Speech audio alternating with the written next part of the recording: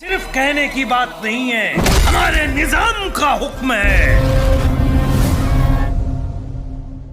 1947 में जब भारत का पार्टीशन हुआ था तब सांप्रदायिक दंगों में लगभग 5 लाख लोग मारे गए थे, खासकर पाकिस्तान सीमा पर, जिसे कभी भुलाया नहीं जा सकता। लेकिन एक साल बाद सेंट्रल इंडिया में एक और नरसंहार हुआ था जिसमें करीब 40,000 लोगों की हत्या की गई थी। गोलियां बचाने के लिए 3-3, 4-4 लोगों को एक लाइन में खड़ा कर शूट कर दिया जाता था। और यह घटना कहीं और की नहीं, हैदराबाद की है, जहां से AIMIM के प्रमुख असदुद्दीन ओवैसी आते हैं। ये एक ऐसी घटना है जिसे लोग भुला चुके हैं, या इस घटना को तोड़ मरोड़ कर पेश किया गया है, सच्चाई को छुपाया गया है। सो ये जानना जरूरी हो जाता है कि कौन थे वे लोग जिन्होंने इस घटना को अंजाम दिया था। देखिए, साल था 1947, जब भारत आजाद हो चुका था, लेकिन 562 रियासतों में बटा हुआ था। उस समय 559 रियासतों को भारत में मिला लिया गया था, लेकिन हैदराबाद, जूनागढ़ और कश्मीर स्वतंत्र था। जूनागढ़ और कश्मीर को तो भारत में मिला लिया गया था, लेकिन बाकी रह गया था हैदराबाद। उस समय हैदराबाद का निजाम, जिनका नाम मीर उस्मान खान था, वो चाहता था कि उसका राज्य हैदराबाद एक खास तरह का देश बने। वह चाहता था कि वह राष्ट्रमंडल राष्ट्रों के समूह का हिस्सा बने, लेकिन ब्रिटिश सरकार ने मना कर दिया और निजाम ने इसके बजाय दूसरे देशों के साथ समझौता करने की कोशिश की। नवंबर 1947 में हैदराबाद ने भारत के डोमिनियन के साथ एक स्टैंड स्टिल समझौते पर समझौता किया, जिसमें राज्य में भारतीय सैनिकों की तैनाती को छोड़कर बाकी सभी चीजें एज इट इज रहेंगी। भारत को लगा कि हैदराबाद में एक कम्युनिस्ट राज्य की स्थापना देश के लिए खतरा होगा। हैदराबाद में रजाकार कहलाने वाले कुछ लोग परेशानी पैदा कर रहे थे और वे चाहते थे कि उनका अपना देश हो जिसमें सिर्फ मुसलमान ही शासन करे। सो उन्होंने कई ऐसे लोगों को चोटें पहुंचाई और भगा दिया जो मुसलमान नहीं थे, ताकि हैदराबाद को मुस्लिम बहुल बनाया जा सके। और इस काम के लिए सबसे फिट बैठती थी रजाकार।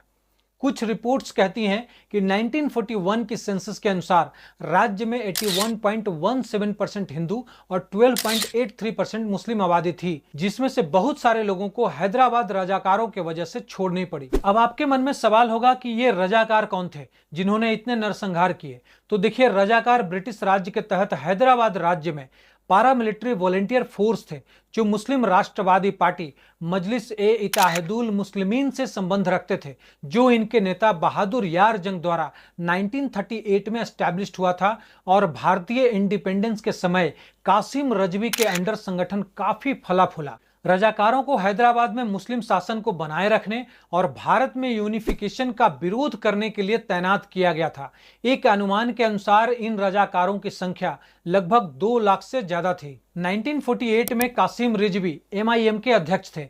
MIM आज के AIMIM का प्रोसेडेसर ऑर्गेनाइजेशन था। यह संगठन चाहता था कि हैदराबाद का विलय पाकिस्तान में हो, जबकि हिंदू बहुल हैदराबाद के नागरिक भारत में रहने के इच्छुक थे। इसीलिए निजाम की निजी फौज के तौर पर MIM के सशस्त्र दस्ते के रूप में रजाकारों की फौज खड़ी की गई थी।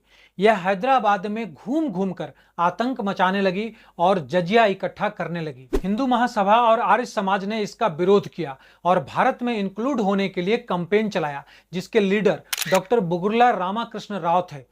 रजाकारों की फौज गांव-गांव में जाकर लूटपाट कर रही थी, निर्दोषों की हत्या कर रही थी, स्त्रियों की इज्जत लूट रही थी। यहां तक कि 22 मई 1948 को हैदराबाद के गंगापुर स्टेशन पर एक रेलगाड़ी में सवार हिंदू यात्रियों पर हमला भी किया। ग्रामीण लोकल लेवल पर संगठित होकर कुल्हाड़ी, लाठी, फरसा, गुलेल जैसी पारंपरिक हथियारों से उन्हें भगा रहे थे।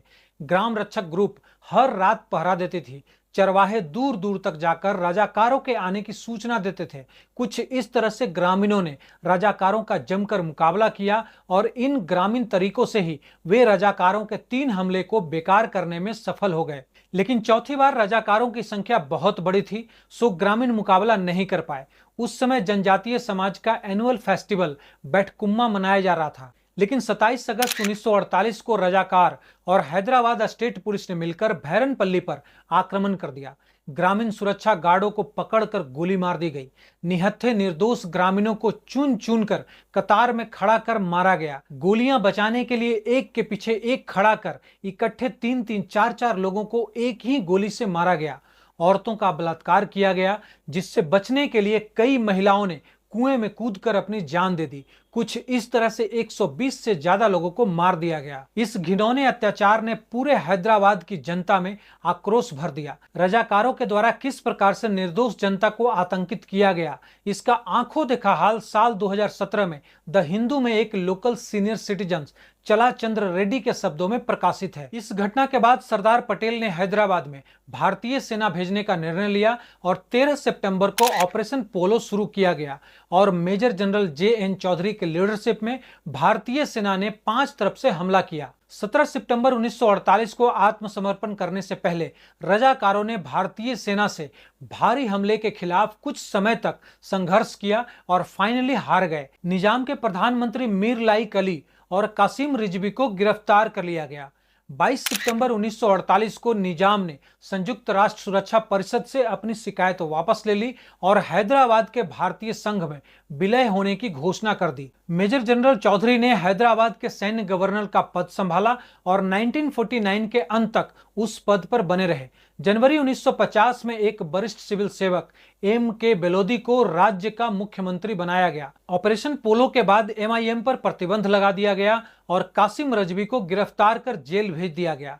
1957 में उन्हें इस शर्त पर रिहा किया गया कि वे भारत छोड़ दें और फाइनली वे पाकिस्तान चले गए।